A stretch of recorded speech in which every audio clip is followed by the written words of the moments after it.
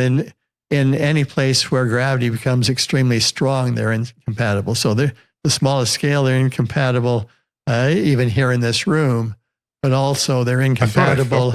They're incompatible in the birth of the universe when gravity was extremely strong. They're incompatible in the core of a black hole where gravity is extremely strong. They're incompatible if you try to make a time machine. Hockey and I independently with our students sort of identified a process whereby if a very advanced civilization tries to make a time machine, it will quite possibly explode at the moment you try to turn it on. And that's also controlled by these laws of quantum gravity. So that's why we haven't seen any time travelers yet. No, that may be the reason. It would reason. explain it. They're all dead trying to turn on the machine. So why do the two cleanest stories we've ever told, the smooth flow of space-time and the jitter of the quantum, fall out of conversation exactly where we most need them to agree? We're tempted to think that disagreement lives only where gravity roars, near a singularity, at the first instant of the cosmos, under the event horizon. But the seeds of that conflict are planted in the most ordinary act of physics, measuring where something is. To pinpoint a particle, you need energy. Energy curves space, push your probe to finer precision, and you feed more energy into a smaller region until the region itself gains a gravitational radius.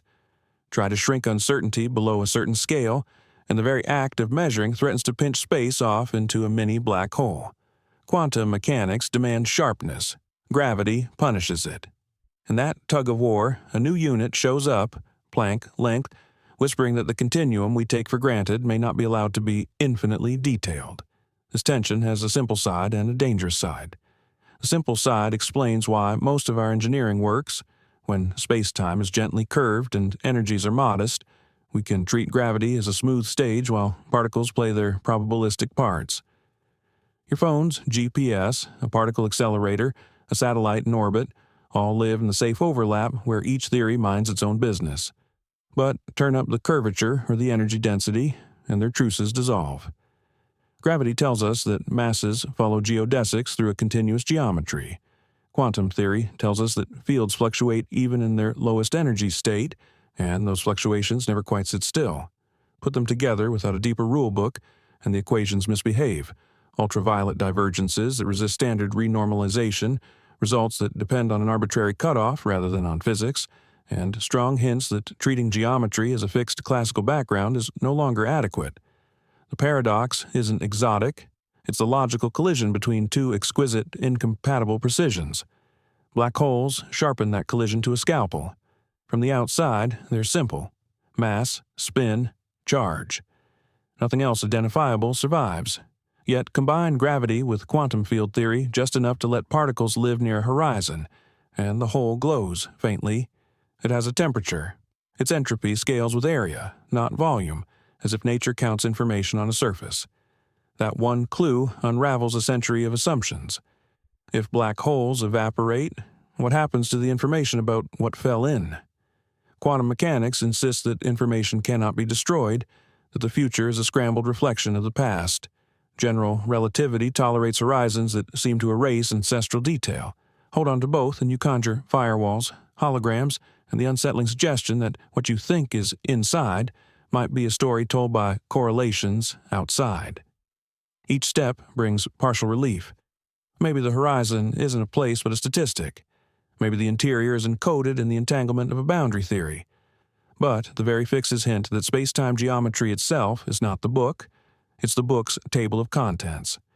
Once you suspect geometry is negotiable, you're ready to ask a question that would have been unthinkable a century ago. Can the equations of gravity permit shortcuts through time? Relativity, taken seriously, does not forbid closed loops in time in every solution. With enough rotation, weird stress energy, or clever topology, you can sketch spacetimes where a path returns to its own past. That's the gravitational invitation. The quantum RSVP, however, is curt. To sustain a traversable wormhole or any would-be clock that meets its maker, you need negative energy, less than nothing, threaded through the geometry. Quantum fields can dip below zero locally. The Casimir effect demonstrates that. But they pay for it with strict accounting rules. The negative is meager, brief, and compensated by positive energy nearby. Try to magnify it, to make it macroscopic and enduring, and the vacuum protests. Quantum energy inequalities and semi-classical backreaction force the curvature to respond, amplifying fluctuations, so the very stress energy you need destabilizes the setup long before your machine can do anything mischievous. It's not a moral law, it's a bookkeeping law. The same consistency conditions that protect unitarity appear in semi-classical analyses to police causality, bounding negative energy and backreaction so that proposed causality violations remain out of reach. The early universe is where these bookkeepers first learned to write. Stretch the film strip of cosmic history backward, and you pass through epochs we can reconstruct with some confidence. Nucleosynthesis, forging the first light elements, recombination, releasing the microwave background, inflation, if it occurred, magnifying quantum tremors into the seeds of galaxies. There, gravity and quantum fluctuations collaborated beautifully. Tiny jitters in a quantum field became density variations that sculpted the cosmic web. But rewind just a little further, and you run into a frame the film doesn't contain.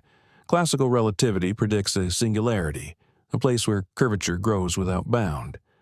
We expect that before you get there, quantum effects on geometry become so large that our classical notions of before and after may cease to apply.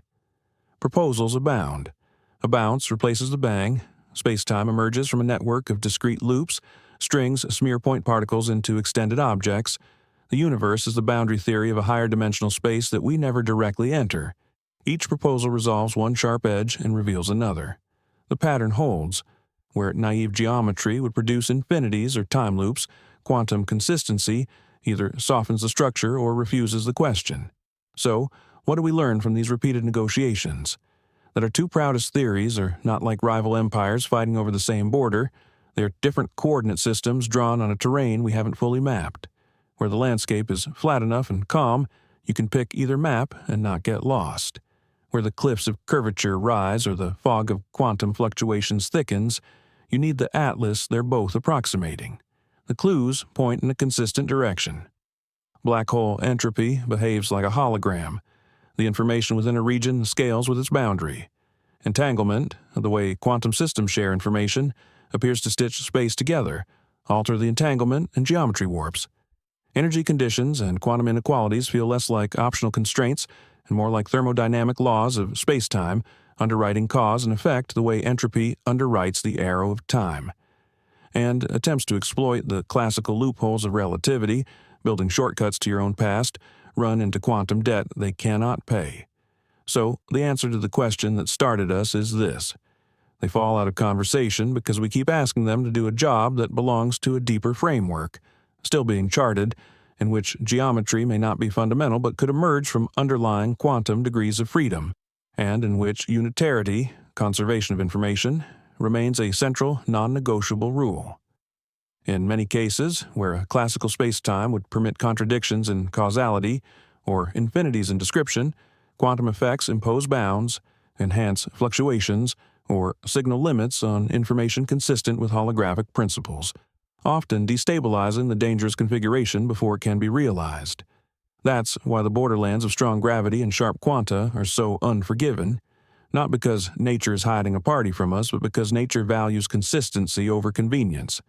Build a device that leans on classical loopholes while ignoring quantum debts, and the debts come due with interest. Seek a beginning where time behaves like a coordinate while quantum uncertainty howls, and you'll find the coordinate chart breaking, not the universe. Our task isn't to make one theory dominate the other, it's to learn the language that both are trying to approximate.